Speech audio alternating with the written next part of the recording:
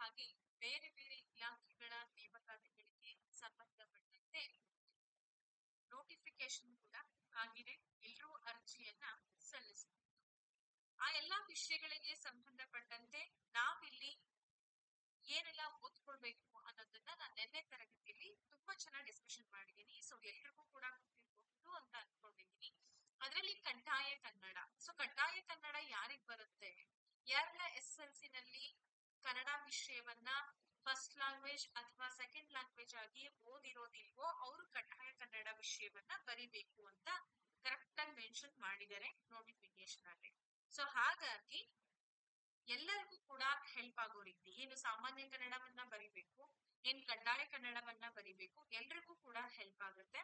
So ಇವತ್ತಿನ ಈ ತರಗತಿ ನಿಮಗೋಸ್ಕರ ವಿಡಿಯೋವನ್ನ ಸಂಪೂರ್ಣವಾಗಿ ನೋಡಿ. ಯಾಕಾದ್ರೂ ಈ ಒಂದು ನೇಮಕಾತಿಗೆ ಸಂಬಂಧಪಟ್ಟಂತ ತರಗತಿಗಳ ಅವಶ್ಯಕತೆ ಇದೆ ಅಂತಂದ್ರೆ ಆನ್ಲೈನ್ ತರಗತಿಗಳನ್ನ ನೀವು ತೆಗೆದುಕೊಳ್ಬಹುದು. ಕೇವಲ 500 ರೂಪಾಯಿಗಳಲ್ಲಿ ನಿಮ್ಗೆ SDFDA ತರಗತಿಗಳನ್ನ ಕೊಡ್ತಾ ಇದ್ದೀವಿ. ಇಂಟ್ರೆಸ್ಟೆಡ್ ಇರುವಂತ ವಿದ್ಯಾರ್ಥಿಗಳು 8217670405 ನಂಬರ್ ಅನ್ನ ನೀವು ಕಾಂಟ್ಯಾಕ್ಟ್ ಮಾಡಿ ಕಂಪ್ಲೀಟ್ ಆಗಿ ಡೀಟೇಲ್ಸ್ ಅನ್ನ ಕೇಳ್ಕೋಬಹುದು. 6611533623. ಓಕೆ, ಹಾಗಾದ್ರೆ ಸ್ಟಾರ್ಟ್ ಮಾಡೋಣ. ಮೊದಲನೇ ಪ್ರಶ್ನೆ ಏನು ಅಂತ, ಕನ್ನಡ ವರ್ಣಮಾಲೆಯಲ್ಲಿನ ಯೋಗವಾಹಗಳ ಸಂಖ್ಯೆ ಎಷ್ಟು ಅಂತ ಇದೆ. ಬೇಸಿಕ್ ಆಗಿ ಈ ಒಂದು ವರ್ಣಮಾಲೆಗೆ ಸಂಬಂಧಪಟ್ಟಂತ ಕ್ವಶನ್ಸ್ ಗಳನ್ನ ಕೇಳಿ. ಸೊ ಕನ್ನಡ ವರ್ಣಮಾಲೆಯಲ್ಲಿ ಸುಮಾರು 49 ಅಕ್ಷರಗಳಿದೆ, ನಮ್ಗೆಲ್ಲ ಗೊತ್ತು. ಅದರಲ್ಲಿ 13 ಸ್ವರಾಕ್ಷರಗಳಿರೋದನ್ನ ನೋಡ್ತೇವೆ. ಇನ್ನ ರಸ್ವ ಸ್ವರಗಳು 6 ಇದೆ. ಸ್ವರಗಳಲ್ಲಿ ರಸ್ವ ಸ್ವರಗಳು 6, ದೀರ್ಘ ಸ್ವರಗಳು 7, ವ್ಯಂಜನಾಕ್ಷರಗಳು ಬಂದು 34 ವ್ಯಂಜನಾಕ್ಷರಗಳು. ಬರ್ದಿಟ್ಕೋಬಹುದು, ನೆನ್ಪಿರುತ್ತೆ. ಅದರಲ್ಲಿ ವ್ಯಂಜನಾಕ್ಷರಗಳಲ್ಲಿ ವರ್ಗೀಯ ಮತ್ತೆ ಅವರ್ಗೀಯ ವ್ಯಂಜನಾಕ್ಷರಗಳು ಅಂತ ಡಿವೈಡ್ ಮಾಡ್ತೀವಿ.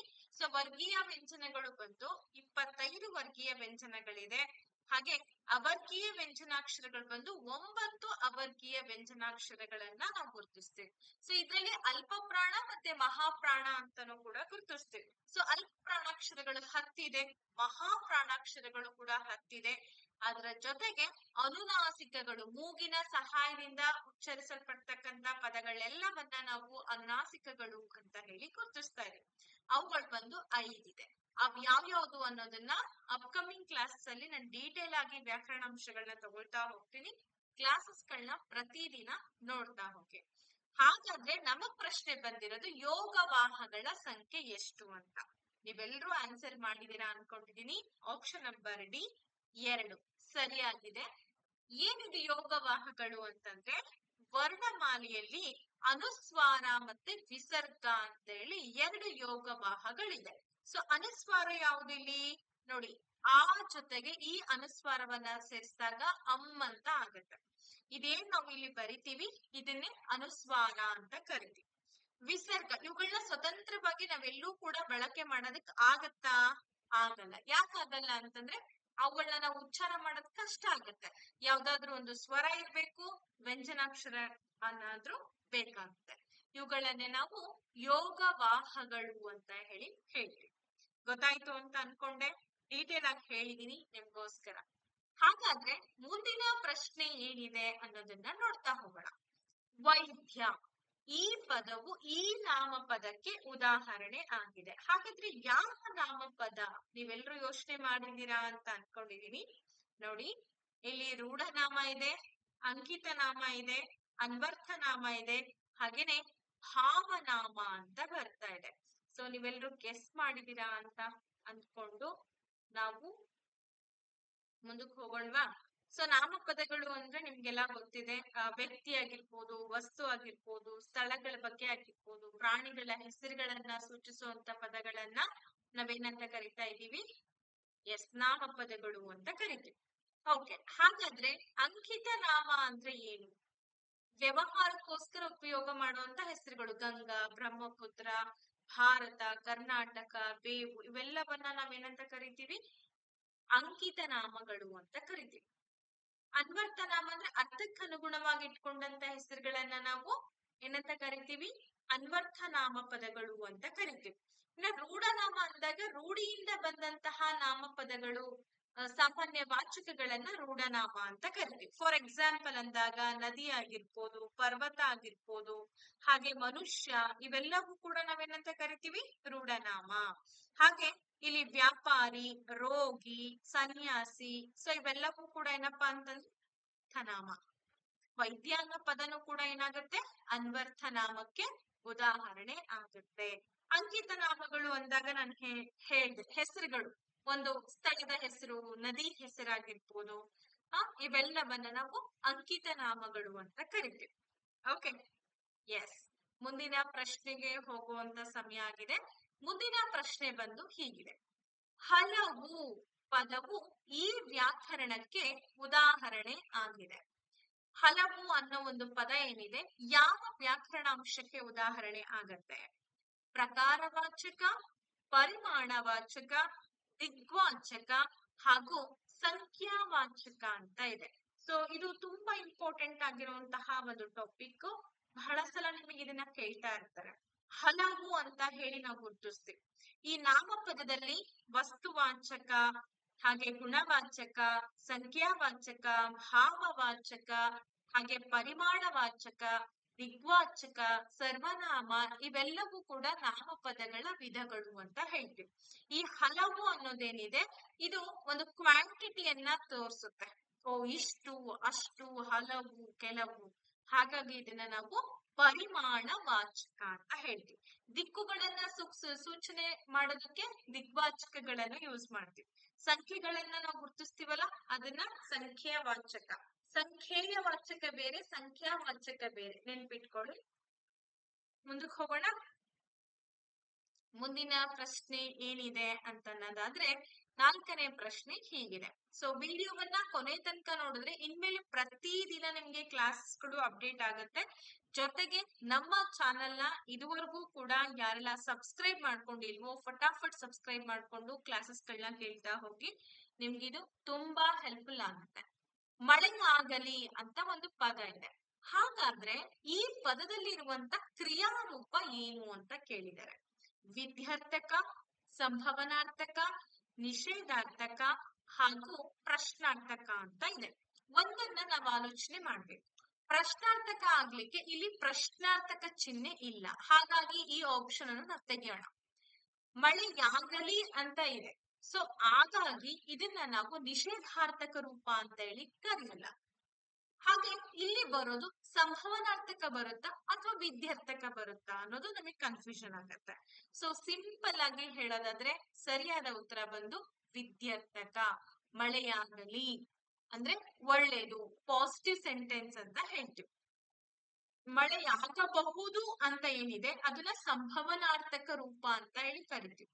ನಿಷೇಧಾರ್ಥಕ ಅಂದ್ರೆ ಮಳೆಯಾಗದು, ಆಗದು ಅಂತ ಹೇಳಿ ನೆಗೆಟಿವ್ ಆಗಿ ಹೇಳ್ತೀವಿ. ಮಳೆ ಆಗಬಹುದೇ ಅಂತ ಏನ್ ಹೇಳ್ತೀವಿ ಅದನ್ನ ನಾವು ಪ್ರಶ್ನಾರ್ಥಕ ಕ್ರಿಯಾರೂಪ ಅಂತ ಹೇಳಿ ಗುರುತಿಸ್ತೇವೆ. ಇದು ತುಂಬಾ ತುಂಬಾ ಇಂಪಾರ್ಟೆಂಟ್. ಸಾಮಾನ್ಯವಾಗಿ ಎಕ್ಸಾಮ್ಸ್ ಗಳಲ್ಲಿ ಇದನ್ನ ಕೇಳಿದ್ದಾರೆ. ಹಾಗಾದ್ರೆ 5ನೇ ಪ್ರಶ್ನೆ ಬಂದು ಹೀಗಿದೆ: ಉದ್ಯೋಗ. ಈ ಉದ್ಯೋಗ ಪದದ ತದ್ಭವ ರೂಪ ಏನು? ಉಜ್ಜುಗ ಇದೆ, ಯೋಗ ಇದೆ, ಹಾಗೇನೆ ಉದ್ವೇಗ ಇದೆ, ಮತ್ತೊಂದು ವಿಯೋಗ ಅಂತ ಇದೆ. ನೀವೆಲ್ಲರೂ ಕೂಡ ಅಬ್ಸರ್ವ್ ಮಾಡ್ತಿರ್ತೀರಾ. ಬಹಳಷ್ಟು ಸಲ ಈ ಕ್ವಶನ್ ಕೂಡ ಎಕ್ಸಾಮ್ಸ್ ಅಲ್ಲಿ ರಿಪೀಟ್ ಆಗಿದೆ. ಸೊ ಸರಿಯಾದ ಉತ್ತರ ಬಂದು ಉಜ್ಜುಗ ಆಗುತ್ತೆ. ಉದ್ಯೋಗಕ್ಕೆ ತದ್ಭವ ರೂಪ ಏನು? ಉಜ್ಜುಗ ಅಂತ ಆಗತ್ತೆ. ಸರಿ, ನೆಕ್ಸ್ಟ್ ಮುಂದಿನ ಒಂದು ಕ್ವಶನ್ ಹೋಗೋಣ.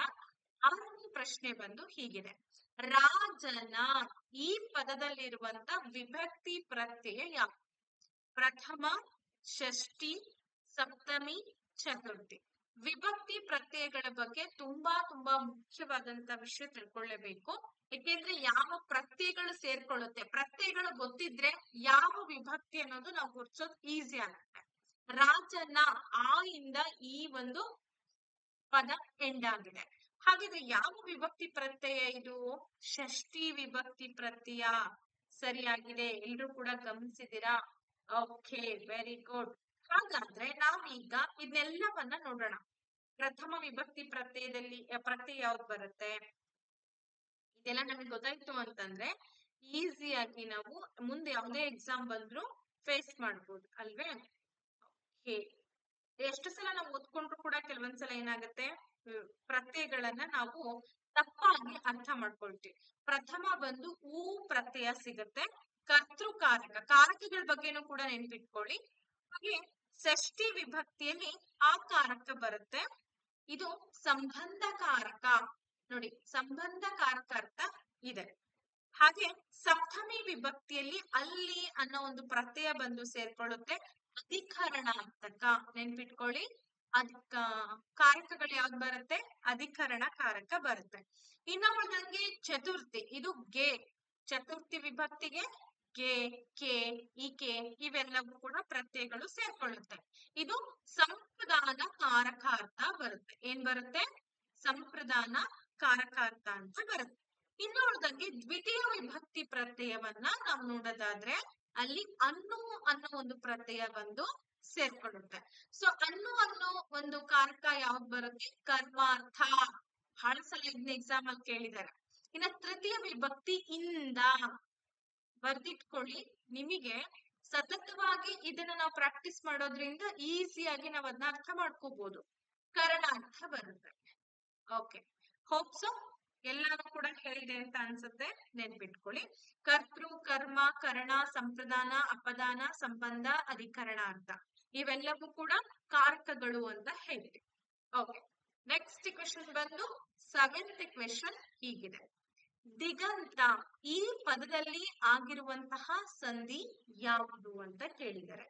ಬಹಳಷ್ಟು ಸಲ ಏನಾಗ್ತದೆ, ಎಕ್ಸಾಮ್ಸ್ ಅಲ್ಲಿ ಸಂಧಿಗಳನ್ನ ಗುರ್ಸೋದ್ರಲ್ಲಿ ನಾವು ಫೇಲ್ ಆಗ್ಬಿಡ್ತೀವಿ. ಸೊ ಹಾಗೆಯೇ ನಾವು ಫೇಲ್ ಆಗ್ಬಾರ್ದು ಅಂತಂದ್ರೆ ಏನ್ ಮಾಡ್ಬೇಕು? ಪ್ರಾಕ್ಟೀಸ್ ಮಾಡ್ಬೇಕಾಗತ್ತೆ. ಕೆಲವೊಂದು ವಿಶೇಷವಾದಂತಹ ಸಂಧಿಗಳಿರುತ್ತೆ. ಆ ಸಂಧಿಗಳನ್ನ ನಾವು ಯೋಚನೆ ಮಾಡಿ ಏನ್ ಮಾಡ್ಬೇಕಪ್ಪ? ಬಿಡಿಸ್ಬೇಕಾಗುತ್ತೆ. ಅನುನಾಸಿಕ, ವಿಸರ್ಗ, ಜಸ್ತ್ವ, ಚುತ್ವ ಅಂತ ಇದೆ.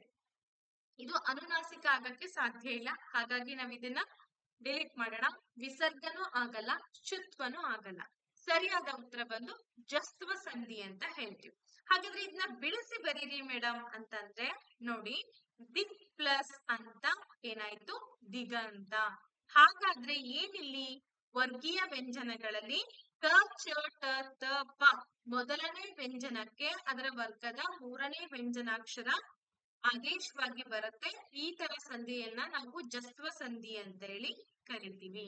ಈ ಒಂದು ಪದದಲ್ಲಾಗಿರುವಂತ ಸಂಧಿ ಹೀಗೆ ದಿಕ್ ಪ್ಲಸ್ ಅಂತ ದಿಗಂತ ಅಂತ ಹೇಳಿ ಹೇಳ್ತೀವಿ. ಈಗ 8ನೇ ಪ್ರಶ್ನೆಗೆ ಹೋಗೋಣ. ಸೊ 8ನೇ ಪ್ರಶ್ನೆ ಬಂದು ಸಮಾಸಗಳಿಗೆ ಸಂಬಂಧಪಟ್ಟಂತ ಒಂದು ಪ್ರಾಬ್ಲಮ್. ಹಾಗಾದ್ರೆ ತಲೆದೂಗು ಅಂತ ಒಂದು ಪದ ಇದೆ. ಏನಿದೆ? ತಲೆದೂಗು ಅನ್ನೋ ಒಂದು ಪದ ಇದೆ. ಹಾಗಾದ್ರೆ ದ್ವಂದ್ವ ಸಮಾಸನ ಅಥವಾ ಗಮಕ ಸಮಾಸ, ಬಹುವ್ರೀಹಿ ಸಮಾಸ, ಕ್ರಿಯಾ ಸಮಾಸ ಅಂತ ಇದೆ. ನೀವೆಲ್ಲರೂ ಅಬ್ಸರ್ವೇಶನ್ ಮಾಡಿರ್ತೀರಾ. ಸೊ ದ್ವಂದ್ವ ಸಮಾಸಕ್ಕೆ ಏನ್ ಎಕ್ಸಾಂಪಲ್ ಆಗತ್ತೆ ಎಲ್ಲ ಗೊತ್ತಿದ್ರೆ ಈಸಿಯಾಗಿ ಆನ್ಸರ್ ಮಾಡ್ತೀವಿ. Very good. ಯಾರೆಲ್ಲ ಆಪ್ಷನ್ ನಂಬರ್ ಡಿ ಅಂತ ಹೇಳಿ ಆನ್ಸರ್ ಮಾಡಿರ್ತೀರಾ, ನಿಮ್ಮ ಉತ್ತರ ಸರಿಯಾಗಿದೆ. ಏಕೆಂದ್ರೆ ಈ ತಲೆದೂಗು ಅನ್ನೋ ಒಂದು ಪದ ಏನಿದೆ ಇದು ಕ್ರಿಯಾ ಸಮಾಸಕ್ಕೆ ಉದಾಹರಣೆ ಆಗುತ್ತೆ. ಹಾಗಾದ್ರೆ ದ್ವಂದ್ವ ಸಮಾಸಕ್ಕೆ ಉದಾಹರಣೆ ಏನ್ ಕೊಡ್ಬೋದು? ಈಗ ಕೆರೆ ಕಟ್ಟೆ, ಹೊಲ ಮನೆ ಇವುಗಳನ್ನ ನಾವು ಎಕ್ಸಾಂಪಲ್ ಆಗಿ ಕೊಡ್ಬೋದು. ಅಂದ್ರೆ 2 ಅಥವಾ ಹೆಚ್ಚು ಪದಗಳ ಅರ್ಥಗಳು ಕೂಡ ಇಲ್ಲಿ ಏನಾಗಿರುತ್ತೆ? ಪ್ರಧಾನವಾಗಿರುತ್ತೆ. 2 ಪದಗಳು ಅಥವಾ ಅದಕ್ಕಿಂತ ಹೆಚ್ಚು ಪದಗಳಿರ್ಬೋದು. ಅವಷ್ಟಕ್ಕೂ ಕೂಡ ಅರ್ಥಗಳು ಪ್ರಧಾನವಾಗಿ ಬರುತ್ತೆ.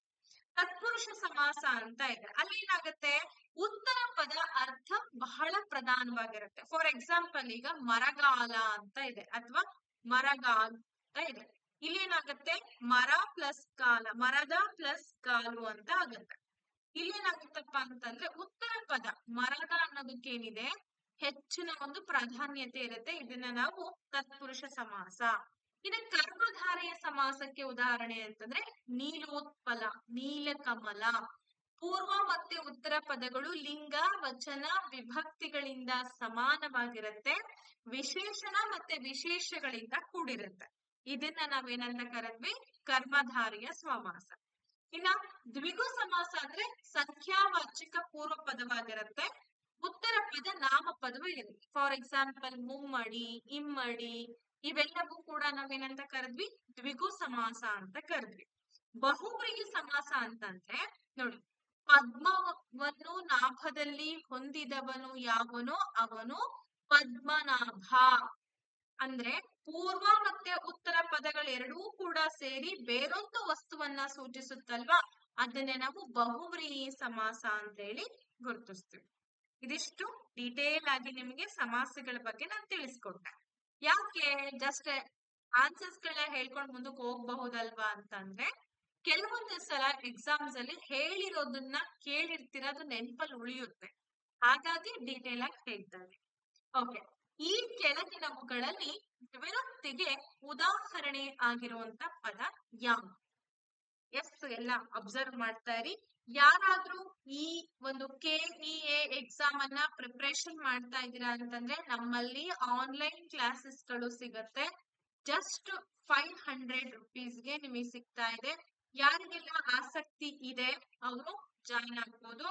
ಜಾಯಿನ್ ಆಗ್ಲಿಕ್ಕೆ ಏನ್ ಮಾಡ್ಬೇಕು ಮೇಡಮ್ ಅಂದ್ರೆ 82176704 ಹಾಗೆ 05 ನಂಬರ್ ಅನ್ನ ಕಾಂಟ್ಯಾಕ್ಟ್ ಮಾಡ್ಬೋದು.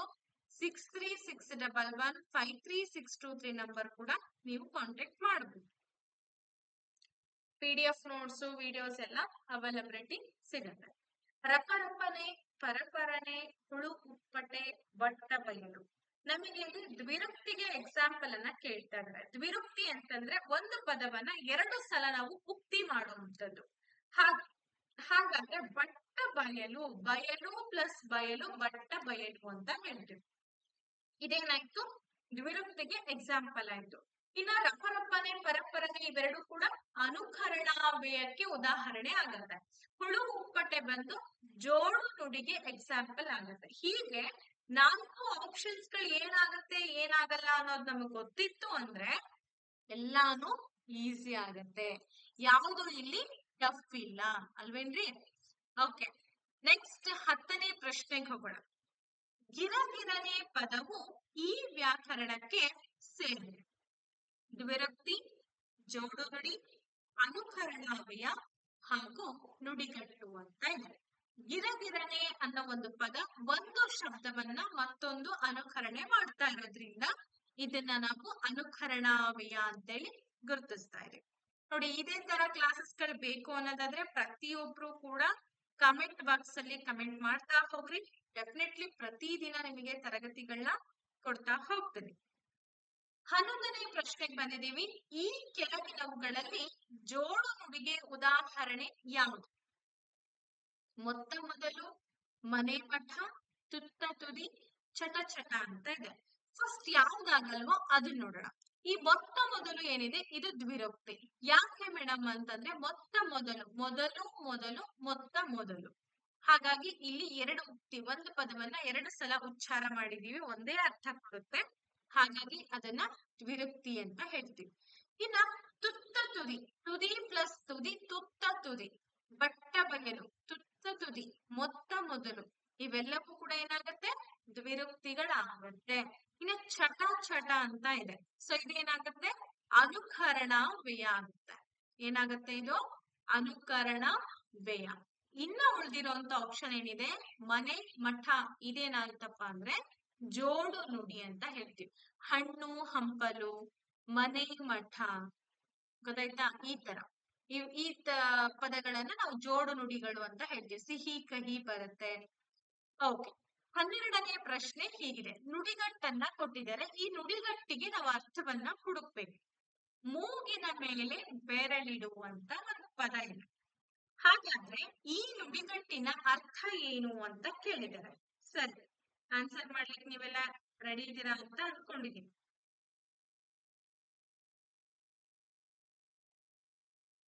ಆಶ್ಚರ್ಯಪಡು, ದುಃಖಪಡು, ಕೋಪಗಳು, ಹಾಗೆ ಬೇಸರ ಮಾಡಿಕೋ ಅಂತ ಇದೆ. ಸರಿ, ಇಲ್ಲಿ ಏನಾಗ್ತದೆ ಸರಿಯಾದ ಉತ್ತರ? ಮೂಗಿನ ಮೇಲೆ ಬೆರಳಿಡು ಅನ್ನೋದಕ್ಕೆ ಆಶ್ಚರ್ಯಪಡು, ನಮ್ಮ ಒಂದು ಎಕ್ಸಾಗರೇಷನ್ ಅಥವಾ ನಮ್ಮ ಒಂದು ಆಶ್ಚರ್ಯಚಕಿತೆಯನ್ನ ಎಕ್ಸ್ಪ್ರೆಸ್ ಮಾಡೋದಕ್ಕೆ ಈ ರೀತಿಯಾಗಿ ನುಡಿಗಟ್ಟನ್ನ ಬಳಕೆ ಮಾಡ್ತಾರೆ. ಮುಂದಿನ ಪ್ರಶ್ನೆ, ಅರ್ಜಿ ಅನ್ನೋ ಒಂದು ಪದ ಇದೆ. ಹಾಗಾದ್ರೆ ಇದು ಕನ್ನಡಕ್ಕೆ ಈ ಭಾಷೆಯಿಂದ ಬಂದಿದೆ. ಯಾವ ಭಾಷೆಯಿಂದ ಬಂದಿದೆ? Hindustani, English, Farsi Urdu. ಅರ್ಜಿ ಅನ್ನೋ ಪದ ಏನಿದೆ ಹಿಂದೂಸ್ತಾನಿ ಭಾಷೆಯಿಂದ ಕನ್ನಡಕ್ಕೆ ಬಂದಿರುವಂತಹ ಒಂದು ಪದ. ನಮ್ಗೆ ಗೊತ್ತಾಗುತ್ತೆ ಇಂಗ್ಲಿಷ್ ಇಂದ ಬಂದಿರೋದು, ಹಿಂದಿಯಿಂದ ಬಂದಿರುವಂತ ಪದಗಳೆಲ್ಲ ಬೇಗ ನಾವು ಅಬ್ಸರ್ವ್ ಮಾಡ್ತೀವಿ. ಇನ್ನ 14ನೇ ಪ್ರಶ್ನೆ ಬಂದು ಹಿಡ್ಕೊಂಡು ಅನ್ನೋ ಒಂದು ಪದ ಇದೆ. ಈ ಪದದ ಗ್ರಾಂಥಿಕ ರೂಪ ಏನು ಅಂತ ಇದೆ. ಈ ಹಿಡ್ಕೊಂಡು ಅನ್ನೋದು ಒಂದು ಗ್ರಾಮ್ಯ ಪದ ಇದೆ. ಅರ್ಥ ಆಯ್ತಾ? ಗ್ರಾಮ ಭಾಗಗಳಲ್ಲಿ ಈ ರೀತಿ ಬಳಕೆ ಮಾಡ್ತೀವಿ. ಇದನ್ನ ಗ್ರಾಂಥಿಕ ರೂಪದಲ್ಲಿ ಹೇಗೆ ಹೇಳ್ಬೇಕು? ಹಿಡ್ಕೊ, ಹಿಡಿದುಕೊಂಡು, ಹಿಡಿ, ಹಿಡಿದು ಹಾಕು ಅಂತ ಇದೆ. ಸರಿಯಾದ ಉತ್ತರ ಬಂದು ಹಿಡಿದುಕೊಂಡು. ಹಿಡ್ಕೊಂಡು ಅನ್ನೋ ಒಂದು ಪದದ ಗ್ರಾಂಥಿಕ ರೂಪ ಬಂದು ಹಿಡಿದುಕೊಂಡು ಅಂತ ಆಗ್ತದೆ. ಸೊ ಇದು ಇವತ್ತು ಇದನ್ನ ಕೊಟ್ಟಿದ್ದಾರೆ ಅಂತಂದ್ರೆ ನಿಮ್ಗೆ ಎಕ್ಸಾಮ್ಸ್ ಅಲ್ಲಿ ಬೇರೆ ಒಂದು ಪದಗಳನ್ನ ಕೊಡ್ಬೋದು, ಬಟ್ ಸೇಮ್ ಪ್ಯಾಟರ್ನ್ ಅಲ್ಲಿ ಇರುವಂತದ್ದು. ಓಕೆ, ಆದ್ದರಿಂದ ಈ ಪದವು ಈ ಅವ್ಯಯಕ್ಕೆ ಉದಾಹರಣೆ. ಈಗ ನಾವೇನ್ ಮಾಡ್ತೀವಿ, ಸಾಮಾನ್ಯವಾಗಿ ಈ ತರ ಒಂದು ಪದಗಳನ್ನ ಅವ್ಯಯಗಳನ್ನ ಬಳಕೆ ಮಾಡ್ತೀವಿ. ಭಾವಸೂಚಕ ವ್ಯಯನ, ಕ್ರಿಯಾರ್ಥಕ ವ್ಯಯ, ಸಂಬಂಧಾರ್ಥಕ ವ್ಯಯ ಹಾಗೂ ಅವಧರಣಾರ್ಥಕ ವ್ಯಯ ಅಂತ ಇದೆ. ಅಫ್ಕೋರ್ಸ್ ನೀವೆಲ್ಲರೂ ಯೋಚನೆ ಮಾಡಿರ್ತೀರಾ, ಆದ್ದರಿಂದ ಅನ್ನೋದೇನಿದೆ ಎರಡು ವಾಕ್ಯಗಳ ನಡುವೆ ಸಂಬಂಧವನ್ನ ಏರ್ಪಡಿಸುತ್ತೆ. ನಾನು ಇಂದು ಶಾಲೆಗೆ ಹೋಗಿರಲಿಲ್ಲ, ಆದ್ದರಿಂದ ನಾನು ನನ್ನ ತಾಯಿಯ ಜೊತೆ ಸಂತೆಗೆ ಹೊರಟೆ. ನಾನು ಇವತ್ತು ಶಾಲೆಗೆ ಹೋಗಿರ್ಲಿಲ್ಲ ಹಾಗಾಗಿ, ಅಥವಾ ಆದ್ದರಿಂದ. ಆದ್ದರಿಂದ ಅಂದ್ರೆ ಕಾರಣಗಳನ್ನ ಹೇಳಲಿಕ್ಕೋಸ್ಕರ ನಾವು ಆದ್ದರಿಂದ ಅನ್ನೋ ಒಂದು ಪದವನ್ನ ಯೂಸ್ ಮಾಡ್ತೀವಿ. ಇದು ಸಂಬಂಧಾರ್ಥಕ ವ್ಯಯ ಅಂತ ಎರಡು ವಾಕ್ಯಗಳ ನಡುವೆ ಸಂಬಂಧವನ್ನ ಏರ್ಪಡಿಸುತ್ತೆ. ಮೋಸಗಾರ ಈ ಪದದ ವ್ಯಾಕರಣಾಂಶ ಏನಿದೆ? ಭಾವನಾಮ, ಕೃನ್ನಾಮ, ತದ್ದಿತಾಂತ ಅವ್ಯಯ, ತದ್ದಿತಾಂತ ನಾಮ ಅಂತ ಇದೆ. ನಿಮಗೆಲ್ಲ ಗೊತ್ತಿರ್ಬೇಕು, ಈ ಕಾನ್ಸೆಪ್ಟ್ ಏನಿದೆ ತುಂಬಾ ಇಂಪಾರ್ಟೆಂಟ್. ಕೃದಂತ, ಕೃದಂತ ಭಾವನಾಮ, ಕೃದಂತ ನಾಮಪದಗಳು, ತದ್ದಿತಾಂತ ಅವ್ಯಯಗಳು, ತದ್ದಿತಾಂತ ನಾಮಪದಗಳ ಬಗ್ಗೆ ಯಾರು ನೀಟಾಗಿ ತಿಳ್ಕೊಂಡಿರ್ತಿರೋ ಎಕ್ಸಾಮ್ ನಲ್ಲಿ ಯಾವುದೇ ಕ್ವಶನ್ ಬಂದ್ರು ಕೂಡ ಈಸಿಯಾಗಿ ಆನ್ಸರ್ ಮಾಡೋದಕ್ಕೆ ಬರ್ತದೆ. ಹಾಗಾದ್ರೆ ಮೋಸಗಾರ, ಇಲ್ಲಿ ಗಾರ, ಕಾರ, ಗಾರ ಈ ತರ ಪ್ರತ್ಯಯಗಳಿದೆ ಅಂತಂದ್ರೆ ಅದನ್ನ ನಾವು ತದ್ದಿತಾಂತ ನಾಮಪದ ಅಂತ ಹೇಳಿ ಗುರುತಿಸ್ತೀವಿ. ಸರಿನಾ? ಓಕೆ, ಮುಂದಿನ ಪ್ರಶ್ನೆ 17ನೇ ಪ್ರಶ್ನೆ. ಓಟ ಈ ಪದವು ಈ ವ್ಯಾಕರಣಾಂಶಕ್ಕೆ ಯಾವ ವ್ಯಾಕರಣಾಂಶಕ್ಕೆ ಸೇರ್ಕೊಂಡಿದೆ ಹಾಗಾದ್ರೆ? ತದ್ದಿತಾಂತ ಭಾವನಾಮ, ತದ್ದಿತ ಪ್ರತ್ಯಯ, ಕೃನ್ನಾಮ, ಕೃದಂತ ಭಾವನಾಮ ಅಂತ ಇದೆ. ಎಸ್, ನೀವೆಲ್ಲರೂ ಗೆಸ್ ಮಾಡಿರ್ತೀರಾ. ಇದನ್ನ ನಾವು ಕೃದಂತ ಭಾವನಾಮ ಪದ ಅಂತ ಹೇಳಿ ಗುರುತಿಸ್ತೀವಿ. ಓಟ ಪದ. ನೆಕ್ಸ್ಟ್ ಬಂದು 18ನೇ ಪ್ರಶ್ನೆ ಹೀಗಿದೆ. ಇಲ್ಲಿ ವಾಕ್ಯಗಳಿಗೆ ಸಂಬಂಧಪಟ್ಟಂತ ಪ್ರಶ್ನೆ ಇದೆ. ಒಂದು ಪೂರ್ಣ ಕ್ರಿಯಾಪದದೊಡನೆ ಸ್ವತಂತ್ರವಾಗಿರುವಂತ ವಾಕ್ಯವನ್ನ ನಾವೇನಂತ ಕರಿತಾ ಇದೀವಿ? ಮಿಶ್ರ ವಾಕ್ಯ, ಸಂಯೋಜಿತ ವಾಕ್ಯ, ಸಾಮಾನ್ಯ ವಾಕ್ಯ ಹಾಗೂ ಪ್ರಶ್ನಾರ್ಥಕ ವಾಕ್ಯ ಅಂತ ಇದೆ. ಸೊ ಎಲ್ಲರೂ ಯೋಚನೆ ಮಾಡಿದೀರಾ, ಒಂದು ಪೂರ್ಣ ಕ್ರಿಯಾಪದದ ಜೊತೆಗೆ ಸ್ವತಂತ್ರವಾಗಿ ಒಂದು ವಾಕ್ಯ ರಚನೆ ಆಗಿದೆ ಅಂದ್ರೆ ಅದನ್ನ ನಾವು ಸಿಂಪಲ್ ಸೆಂಟೆನ್ಸ್ ಅಂತ ಹೇಳಿ ಕರಿತೀವಿ. ಎರಡು ವಾಕ್ಯಗಳನ್ನ ನಾವು ಸಮ್ಮಿಶ್ರಣ ಮಾಡ್ತಾ ಇದೀವಿ ಅಂತಂದ್ರೆ ಅದನ್ನ ನಾವು ಸಂಯೋಜಿತ ವಾಕ್ಯ ಅಂತ ಕರಿತೀವಿ. ಪ್ರಶ್ನಾರ್ಥಕ ಚಿಹ್ನೆಯನ್ನ ಒಳಗೊಂಡಿರುವಂತಹ ವಾಕ್ಯಗಳನ್ನ ನಾವು ಪ್ರಶ್ನಾರ್ಥಕ ವಾಕ್ಯ ಅಂತ ಹೇಳಿ ಕರಿತೀವಿ. ಒಂದು ಡಿಪೆಂಡೆಂಟ್ ಮತ್ತೊಂದು ಇನ್ನೊಂದು ಇಂಡಿಪೆಂಡೆಂಟ್ ಎರಡು ವಾಕ್ಯಗಳಿದೆ ಅಂದ್ರೆ ಅದನ್ನ ಮಿಶ್ರ ವಾಕ್ಯ ಅಂತ ಹೇಳಿ ಗುರುತಿಸ್ತೀವಿ. ಸರಿ, ಹಾಗಾದ್ರೆ ಮುಂದಿನ ಪ್ರಶ್ನೆ ಹೀಗಿದೆ. ಪಂಕ್ಚುಯೇಷನ್ ಮಾರ್ಕಿಗೆ ಸಂಬಂಧಪಟ್ಟಂತೆ ಅಂದ್ರೆ ನಾವೇನ್ ಕನ್ನಡದಲ್ಲಿ ಹೇಳ್ತೀವಿ ಚಿಹ್ನೆಗಳಿಗೆ ಸಂಬಂಧಪಟ್ಟಂತ ಪ್ರಶ್ನೆ. ಒಂದು ಅಭಿಪ್ರಾಯದ ವಿವರಣೆ ಮುಂದೆ ತಿಳಿಸಿದಂತೆ ಇದೆ ಎಂದು ತೋರಿಸುವಂತಹ ಸಂದರ್ಭದಲ್ಲಿ ಯಾವ ರೀತಿಯಾದಂತಹ ಚಿಹ್ನೆಯನ್ನ ಬಳಕೆ ಮಾಡಬೇಕು? ಪೂರ್ಣ ವಿರಾಮ, ವಿವರಣಾತ್ಮಕ, ಭಾವಸೂಚಕ, ಉದ್ಧರಣಾ ಚಿಹ್ನೆ ಅಂತ ಇದೆ. ಪೂರ್ಣ ವಿರಾಮ ಅಂದ್ರೆ ಫುಲ್ ಸ್ಟಾಪ್ ಕೊಡುವಂಥದ್ದು. ಮುಂದೆ ತಿಳಿಸಿದಂತೆ ಇದೆ ಅಂದ್ರೆ ಇನ್ನು ಹೋಗ್ತಾ ಇದೆ, ವಿವರಣೆ ಹೋಗ್ತಾ ಇದೆ ಅಂತ. ಸೊ ಇಲ್ಲಿ ನಾವೇನ್ ಮಾಡ್ತೀವಿ? ವಿವರಣಾತ್ಮಕ ಚಿಹ್ನೆಯನ್ನ ಬಳಕೆ ಮಾಡ್ತೇವೆ. ಭಾವಸೂಚಕ ಅಂದ್ರೆ ನಿಮ್ಗೆಲ್ಲ ಗೊತ್ತೇ ಇದೆ, ಉದ್ಧರಣಾ ಅಂದ್ರೆ ಗೊತ್ತಿದೆ. ಓಕೆ, ಹಾಗಾಗಿ ಇದಕ್ಕೆ ಸರಿಯಾದ ಉತ್ತರ ವಿವರಣಾತ್ಮಕ ಚಿಹ್ನೆ ಅಂತ ಬರ್ತದೆ. ನೆಕ್ಸ್ಟ್ ಧರಣಿ ಅನ್ನೋ ಒಂದು ಪದ ಇದೆ. ಈ ಧರಣಿ ಅನ್ನೋ ಪದಕ್ಕೆ ಯಾವ ಪದ ಸಮಾನಾರ್ಥಕ ಪದವಾಗುತ್ತೆ? ಧರಣಿ ಅಂದ್ರೆ ಏನು? ಭೂಮಿನ, ಆಕಾಶನ, ಭಾನು ಹಾಗೂ ಬೆಂಕಿ ಅಂತ ಇದೆ. ಇವತ್ತು ಈ ಎಕ್ಸಾಂಪಲ್ ಈಸಿ ಕೊಟ್ಟಿದ್ದಾರೆ ಅಂದ್ರೆ ಮುಂದಿನ ಎಕ್ಸಾಮ್ಸ್ ಗಳಲ್ಲಿ ಹೀಗೆ ಇರಲ್ಲ. ಹೋಗ್ತಾ ಹೋಗ್ತಾ ಕ್ವಶನ್ ಪೇಪರ್ಸ್ ಗಳು, ಕಾಂಪಿಟೇಷನ್ಸ್ ಗಳೆಲ್ಲ ಜಾಸ್ತಿ ಆಗಿರೋದ್ರಿಂದ ಒಂದಷ್ಟು ನಿಮ್ಗೆ ಟಫ್ ಇರೋ ಕ್ವಶನ್ಸ್ ಗಳನ್ನ ಕೂಡ ಕೇಳ್ತಾರೆ. ಧರಣಿ ಅಂದ್ರೆ ಭೂಮಿ. ಓಕೆ, ಆಕಾಶ, ಭಾನು ಇವೆರಡು ಕೂಡ ಏನಾಗುತ್ತೆ ಸಮಾನಾರ್ಥಕ ಪದಗಳು. ಬೆಂಕಿಗೆ ಅಗ್ನಿ ಏನಾಗುತ್ತೆ ಸಮಾನಾರ್ಥಕ ಪದ ಆಗ್ತದೆ. ಪ್ರಸಿದ್ಧ ಪದದ ವಿರುದ್ಧಾರ್ಥಕ ಪದ ಏನಾಯ್ತು? ಅಪ್ರಸಿದ್ಧ, ಕುಪ್ರಸಿದ್ಧ, ಸುಪ್ರಸಿದ್ಧ, ಪ್ರಸಾದ ಅಂತ ಇದೆ. ವಿರುದ್ಧಾರ್ಥಕ ಪದ ಅಂದ್ರೆ ನಿಮಗೆ ಗೊತ್ತೇ ಇದೆ, ಅದಕ್ಕೂ ಪರಸ್ಪರ ಏನಾಗಿರುತ್ತೆ ವಿರುದ್ಧವಾದಂತ ಪದವನ್ನ ನಾವು ಚೂಸ್ ಮಾಡ್ಬೇಕು. ಪ್ರಸಿದ್ಧಕ್ಕೆ ಕುಪ್ರಸಿದ್ಧ ಅಂತಾನು ಹೇಳ್ತಾರೆ, ಕೆಲವೊಂದ್ಸಲ ಅಪ್ರಸಿದ್ಧ ಅಂತಲೂ ಕೂಡ ಹೇಳ್ತಾರೆ. 22ನೇ ಪ್ರಶ್ನೆ, ಬಾಣಿಯಾನು ಈ ಪದದಲ್ಲಿ ಯಾವ ವ್ಯಾಕರಣಾಂಶವನ್ನ ಕಾಣಬಹುದು? ನಿಷೇಧಾರ್ಥಕ, ಹಾಗೆ ಸಂಭವನಾರ್ಥಕ, ಪ್ರಶ್ನಾರ್ಥಕ, ಮತ್ತೊಂದು ವಿದ್ಯಾರ್ಥಕ. ಈಗಾಗ್ಲೇ ಈ ಒಂದು ಪ್ಯಾಟರ್ನ್ ಇರುವಂತಹ ಒಂದು ಕ್ವಶನ್ ಬಂದಾಯ್ತು, ನಾವು ನೋಡಿದೀವಿ ಕೂಡ ಹೇಗಿದೆ ಅಂತ ಹೇಳಿ. ಸೊ ಇದಕ್ಕೆ ಸರಿಯಾದ ಉತ್ತರ ಸಂಭವನಾರ್ಥಕ ಅಂತ ಆಗತ್ತೆ. ಬಾಳಿಯಾನು ಪದದಲ್ಲಿ ಸಂಭವನಾರ್ಥಕ ರೂಪವನ್ನ ನಾವು ಕಾಣ್ತೀವಿ. ಇನ್ನು 23ನೇ ಪ್ರಶ್ನೆ ಬಂದು ಹೀಗಿದೆ, ನಾವು ಈ ಪದವು ಈ ವ್ಯಾಕರಣಾಂಶಕ್ಕೆ ಸೇರ್ಕೊಂಡಿದೆ. ಭಾವನಾಮ, ರೂಢನಾಮ, ಸರ್ವನಾಮ ಹಾಗೂ ಅಂಕಿತನಾಮ. ನಾವು ಅಂತಂದ್ರೆ ಪ್ಲೂರಲ್ ಅಂದ್ರೆ ಬಹುವಚನವನ್ನ ಗುರುತಿಸ್ತಾ ಇದೆ. ನಾವು ಪದದ ಬದಲಾಗಿ ನಾವು ಈ ಪದವನ್ನ ಸೇರ್ಪಡೆ ಮಾಡಿದೀವಿ ಅಂದ್ರೆ ಅದನ್ನ ನಾವು ಸರ್ವನಾಮ ಪದ ಅಂತ ಹೇಳಿ ಗುರುತಿಸ್ತೀವಿ ಅಲ್ವಾ? ಎಸ್. ನೆಕ್ಸ್ಟ್ ಕ್ವಶನ್ ಹೋಗೋಣ. 24ನೇ ಪ್ರಶ್ನೆ ಹೀಗಿದೆ, ಪ್ರತಿದಿನ ಈ ರೀತಿ ಕನ್ನಡ ಆಗಿರ್ಬೋದು, ಇಂಗ್ಲಿಷ್ ವಿಷಯಕ್ಕೆ ಸಂಬಂಧಪಟ್ಟಂತ ಕ್ವಶನ್ ಅಂಡ್ ಆನ್ಸರ್ಸ್ ಗಳು ಬೇಕು ಅನ್ನೋದಾದ್ರೆ ಪ್ರತಿಯೊಬ್ರು ಕೂಡ ಸಬ್ಸ್ಕ್ರೈಬ್ ಮಾಡ್ಕೋಬೇಕು ಚಾನಲ್ ನ. ಪ್ರತಿಯೊಬ್ರು ಕೂಡ ಕಮೆಂಟ್ ಬಾಕ್ಸ್ ಅಲ್ಲಿ ಕೂಡ ತಿಳಿಸಿ. ಮಗುವಿನ ಮುಖವು ಪೂರ್ಣ ಚಂದ್ರನಂತೆ ಪಳಪಳನೆ ಹೊಳೆಯುತ್ತಿತ್ತು. ಹಾಗಾದ್ರೆ ಈ ವಾಕ್ಯದಲ್ಲಿರುವಂತ ಅಲಂಕಾರ ಯಾವುದು? ಸೊ ಅಲಂಕಾರಗಳಲ್ಲಿ ರೂಪಕ ಅಲಂಕಾರ ಇದೆ, ಉತ್ಪ್ರೇಕ್ಷ ಅಲಂಕಾರ, ದೃಷ್ಟಾಂತ ಅಲಂಕಾರ, ಉಪಮಾಲಂಕಾರ ಅಂತ ಇಷ್ಟು ವಿಧಗಳನ್ನ ನೋಡ್ತೇವೆ. ಇನ್ನು ಇದೆ ಅರ್ಥಾಂತರನ್ಯಾಸ ಅಲಂಕಾರ ಇದೆ. ಓಕೆ, ಹಾಗಾದ್ರೆ ಮಗುವಿನ ಮುಖವನ್ನ ಪೂರ್ಣ ಚಂದ್ರನಿಗೆ ನಾವು ಹೋಲಿಕೆ ಮಾಡ್ತಾ ಇದೀವಿ. ಯಾವ ವಸ್ತುವಿಗೆ ಹೋಲಿಕೆ ಮಾಡ್ತಾ ಇದ್ದೀವಿ ಅಂತ ಅಂದಾಗ ಅದನ್ನ ನಾವು ಉಪಮಾಲಂಕಾರ ಅಂತ ಹೇಳ್ತೀವಿ. ಸೊ ಉಪಮಾಲಂಕಾರದಲ್ಲಿ ನಿಮಗೆ ಗೊತ್ತಿದೆ, ಉಪಮಾನ, ಉಪಮೇಯ, ಸಾಧಾರಣ ಧರ್ಮ ಇವೆಲ್ಲವೂ ಕೂಡ ಇದ್ದಾಗ ನಾವು ಉಪಮಾಲಂಕಾರ ಅಂತ ಹೇಳಿ ಗುರುತಿಸ್ತೀವಿ. Next question and last question ಇದು ಈ ಸೆಷನ್ದು. ವಾರ್ತಿಕ ಷಟ್ಪದಿಯಲ್ಲಿ ಎಷ್ಟು ಮಾತ್ರೆಗಳು ಇದೆ? 72, 64, 102 ಹಾಗೂ 144. ಭಾಮಿನಿ ಷಟ್ಪದಿ ಆಗಿರ್ಬೋದು, ವಾರ್ಧಕ ಷಟ್ಪದಿ ಆಗಿರ್ಬೋದು, ಹೆಚ್ಚಾಗಿ ಎಕ್ಸಾಮ್ಸ್ ಗಳಲ್ಲಿ ಕೇಳ್ತಾರೆ. ಒಟ್ಟಾರೆ 144 ನೆನ್ಪಿಟ್ಕೊಳ್ಳಿ. 144 ಮಾತ್ರೆಗಳ ಸಂಖ್ಯೆಯನ್ನ ನಾವಿಲ್ಲಿ ಗಮನಿಸಬಹುದು ವಾರ್ಧಕ ಷಟ್ಪದಿಯಲ್ಲಿ. ಓಕೆ, ಹಾಗಾದ್ರೆ ಯಾರಾದ್ರೂ STA, FDA, KE exams preparation ಮಾಡ್ತಾ ಇದ್ದೀರಾ, ಬೇಕು ನಿಮ್ಗೆ ತರಗತಿಗಳು ಅಂತ ಅಂದ್ರೆ ಈ ಕೂಡಲೇ ನಮ್ಮನ್ನ ನೀವು ಕಾಂಟ್ಯಾಕ್ಟ್ ಮಾಡ್ಬೋದು. ಆನ್ಲೈನ್ ತರಗತಿಗಳು ಅವೈಲಬಿಲಿಟಿ ಇದೆ.